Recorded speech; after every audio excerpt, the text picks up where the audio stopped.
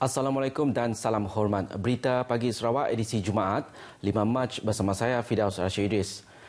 Penggunaan e-wallet Sarawak Pay mencatat sejarah baru yang kini boleh digunakan di 179 buah negara di dunia dengan kerjasama Union Pay. Dinamakan semula sebagai SP Global SPG, ia bakal mempunyai had sehingga RM6,000 yang masih menunggu kelulusan Bank Negara Malaysia. Jadi kita dapat menggunakan Sarawak Pay di mana saja kita pergi.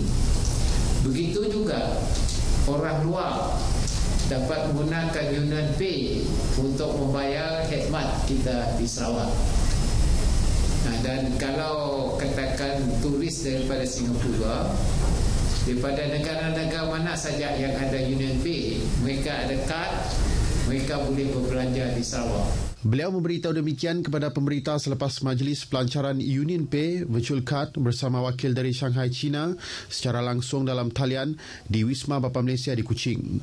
Penerimaan kod QR Union Pay kini telah melebihi 30 juta pedagang di 45 negara dan pasaran, termasuk destinasi yang popular dalam kalangan penduduk Sarawak seperti Australia, China, Indonesia, Jepun, Korea, New Zealand, Singapura, Thailand, United Kingdom dan Amerika Syarikat. Nilai transaksi Sarawak Pay kini hampir mencecah RM1 bilion tahun lalu, menerusi setengah juta akaun pengguna dengan lebih 70,000 akaun peniaga untuk pelbagai jualan dan khidmat.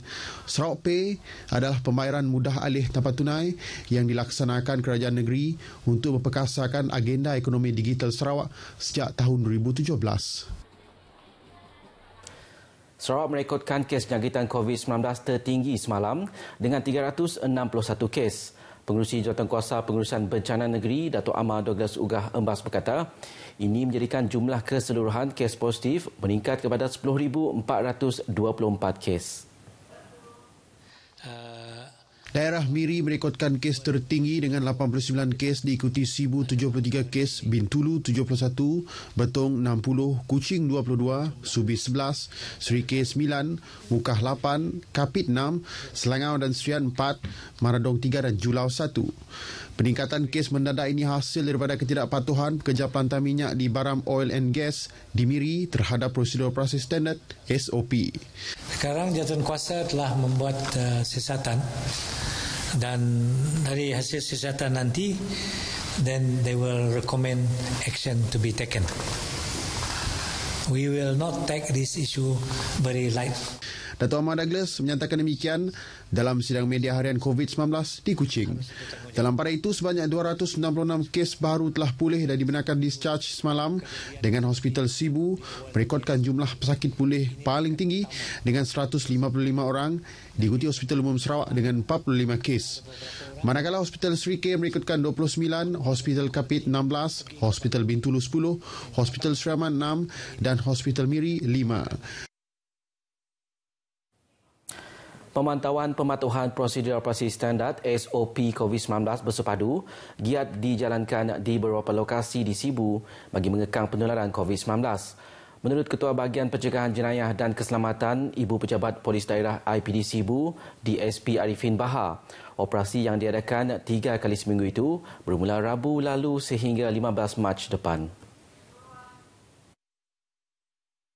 Dedahnya ketika dihubungi RTM, pasukan pemantau terdiri daripada antaranya pihak polis, tentera darat, Jabatan Pengangkutan Jalan, Jabatan Kerja Raya, Kementerian Perdagangan Dalam Negeri dan Hal Ehwal Pengguna termasuk pihak Jabatan Imigresen. Mengulas lanjut, katanya rondaan dilakukan bagi memeriksa sama ada orang ramai menggunakan aplikasi MySejahtera sebelum memasuki mana-mana kedai, mengimbas suhu badan mereka dan memakai pelitup separuh muka semasa berniaga. Para peniaga wajib menyediakan buku daftar untuk pelanggan mencatat butir diri serta menyediakan alat pensanitasi tangan dan memastikan penjarakan fizikal diamalkan semasa melakukan urus niaga.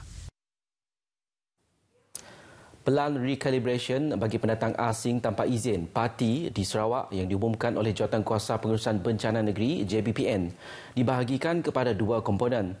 Pengarah Jabatan Imigresen Malaysia Negeri Sarawak, Datuk Ken Leben berkata, 2 komponen berkenaan ialah program recalibration penghantaran pulang secara sukarela dan program recalibration tenaga kerja. Pelan tersebut akan berkuat kuasa bermula 15 Mac ini hingga 30 Jun depan dan Dato' Ken menjelaskan di bawah komponen pertama, parti dibenarkan pulang ke negara asal mereka secara sukarela dan tertakluk kepada syarat-syarat yang ditetapkan. Bagi parti yang dibenarkan pulang, ia melibatkan mereka yang melakukan kesalahan tinggal lebih masa di Sarawak, tidak mempunyai dokumen perjalanan yang sah serta menyalahgunakan pas lawatan sosial.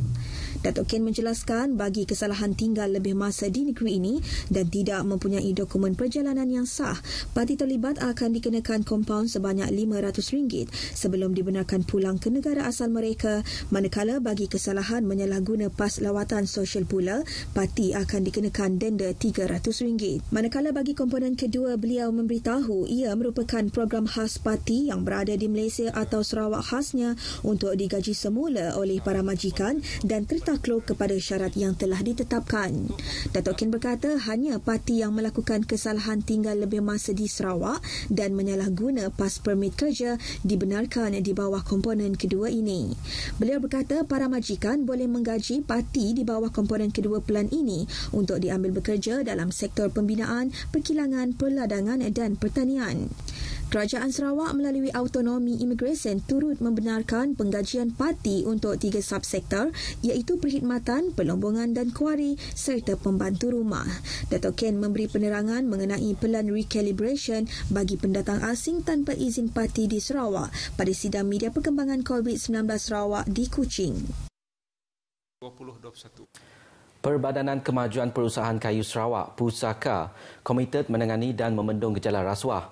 Ke arah itu, Pusaka telah melancarkan buku berjudul Pelan Anti Rasuah Organisasi OACP 2021 hingga 2025 bagi mempertingkat integriti dalam penyampaian perkhidmatan awam.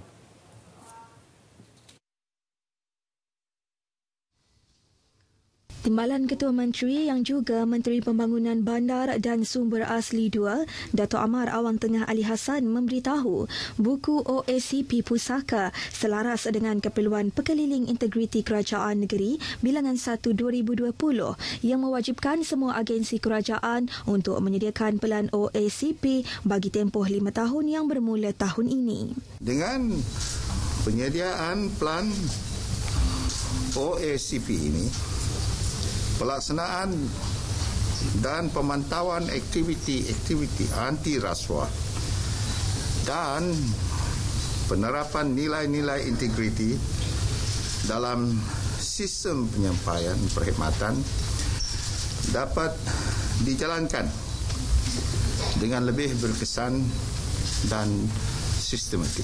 Beliau dalam sidang media Majlis Pelancaran Buku OACP di Kuching juga memberitahu ia juga memfokus kepada 7 bidang utama yang merupakan berisiko berlakunya rasuah.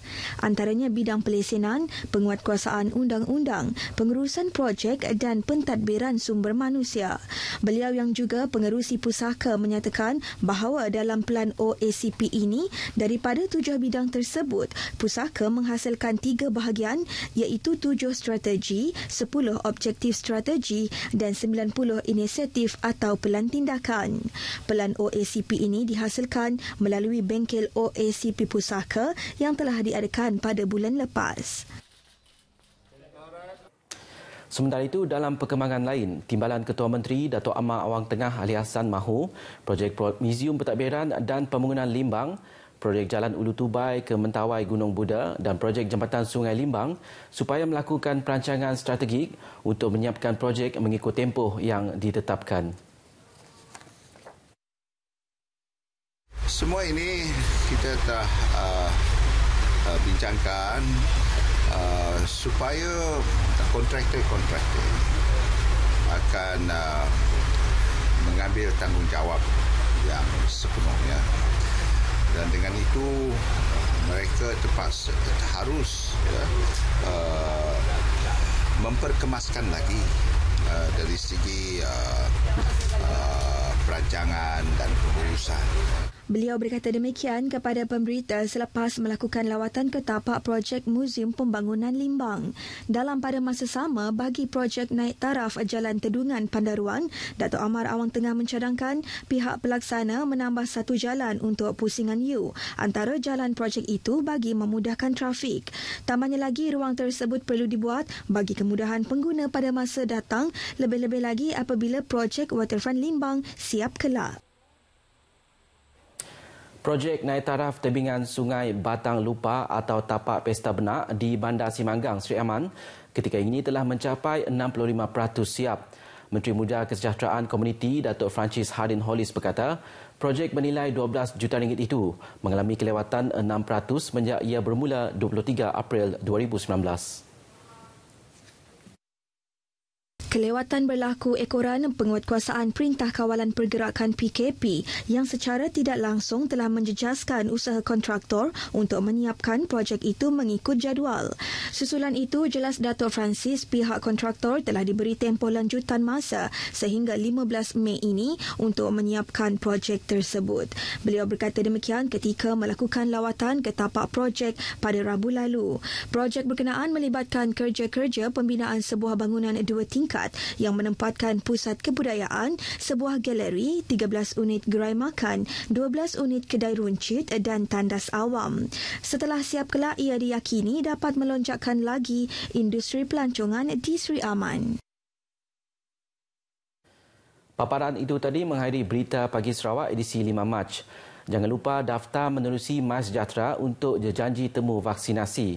Bersama kita lindung diri daripada COVID-19, saya Firdaus Rashidis. Sehingga berjumpa lagi. Assalamualaikum dan salam hormat.